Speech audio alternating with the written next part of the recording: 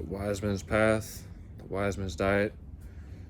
Obviously, wise women too, but the wise path with diet, yoga, any kind of yoga, um, like, uh, you know what I mean? Health foods, anything.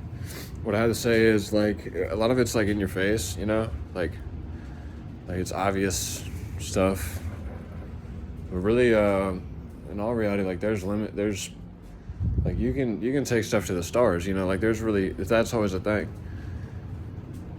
Somehow, like it gets into theories, but like if it weren't for certain things, then maybe we would be more in the stars now. Like if you learn diet and a few things about astral projection, technically you can view in the star systems depending on how much vision you have, and it's like a secret, you see.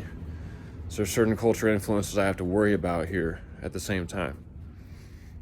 Like invested interest in different things where it's like we can't quite have that perfect freedom yet, if that makes any sense. And that's like a really weird look at programming, right?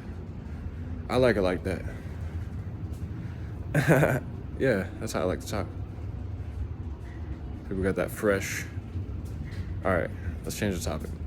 So, oh my gosh, like the eat healthy thing, like the vitamins. Oh man, like do you understand that like I'm a cigarette smoker and everything, like that I counteracted and healed a lot of this stuff with just diet? It's beautiful, right? It's beautiful. But like if it weren't for things and how light I kept it, then it wouldn't be look the way that it looks. But I have theories, like it messes with my head when I think about just like social anxiety, or like why you think you lock up around certain people. To me it's like interesting. I have theories about this stuff. Like I don't, like it all could be anything. The movies have hidden agendas, like hidden signs sometimes. Like it's really like people that get into the occult, they care about like different things with astrology and stuff, like the sun and the moon and the stars, and they're aware of certain powers and they know about this stuff. So when you empower yourself with that, you get involved with the moonlight, the sunlight. Moonlight is not as powerful as the sunlight, if you ask me, but it's mysterious. It's just harder to get it on your body. It's harder to get moonlight on you.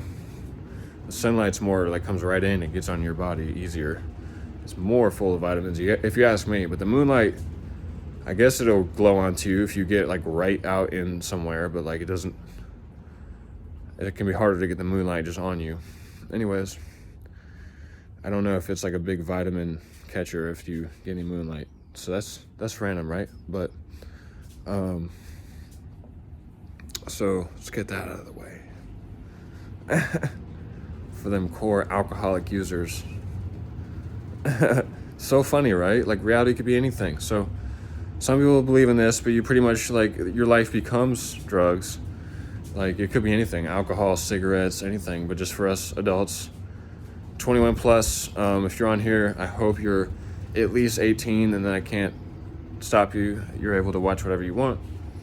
But I'm talking to really people I can catch, like certain dudes at like 21, 22, because at that point it doesn't matter, right? You can learn off anything.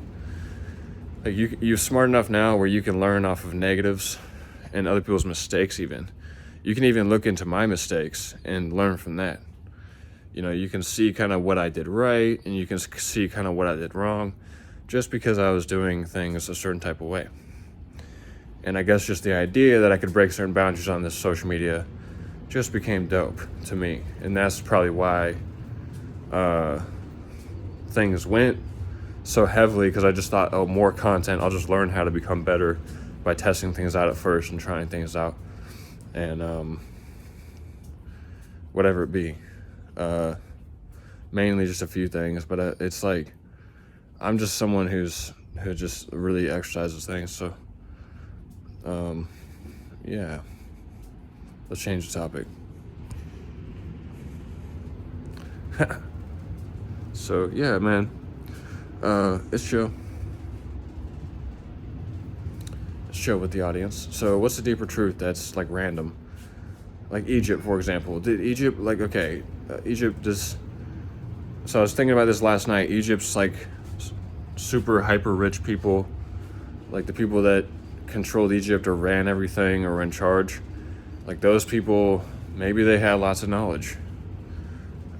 I guess, like,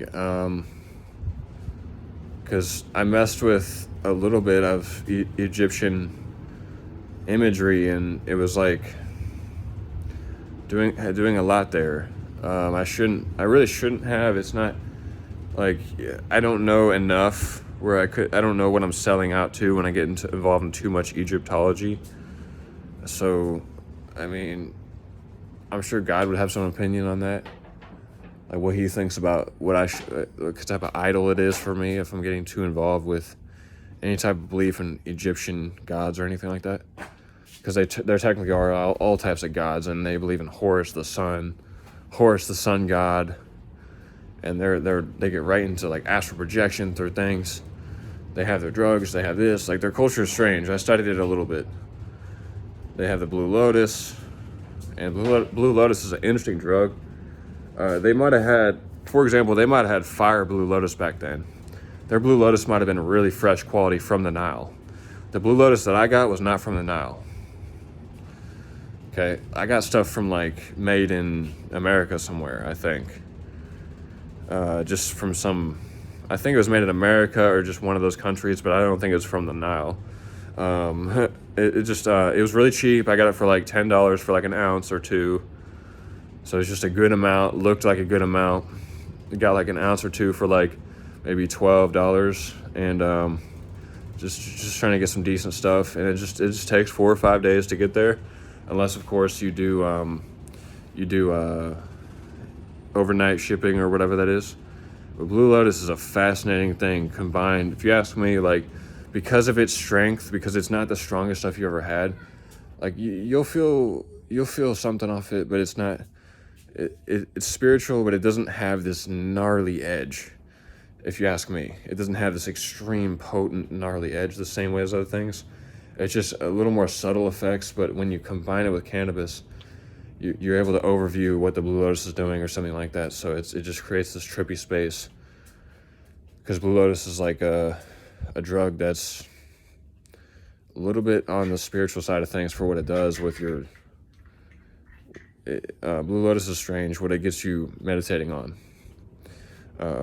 In my experience, the tea is really blue, and it has a really good taste. For those people that like tea, you could even add just a little bit of sugar.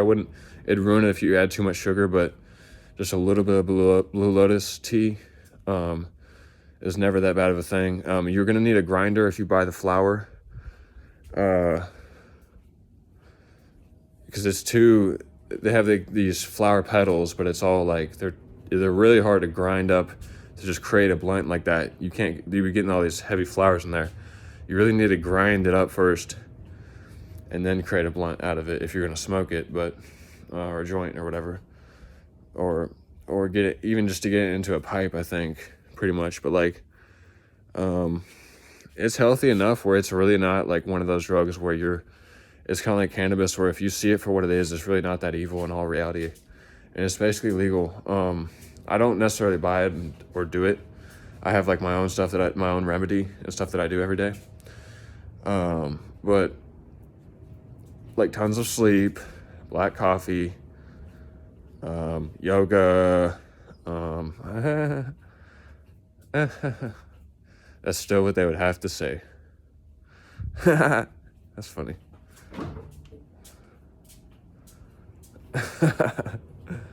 So yeah, and then there's science to little things like how to get high on life. Like working out, man, has secrets too, like how high you can get if you know how to really work out, but it just takes the energy to do it in the first place. After workout high can be pretty freaking intense. It's just, for me, it's tricky because I'll work out and then I don't get much anymore because I mess with kratom too hard. That's just my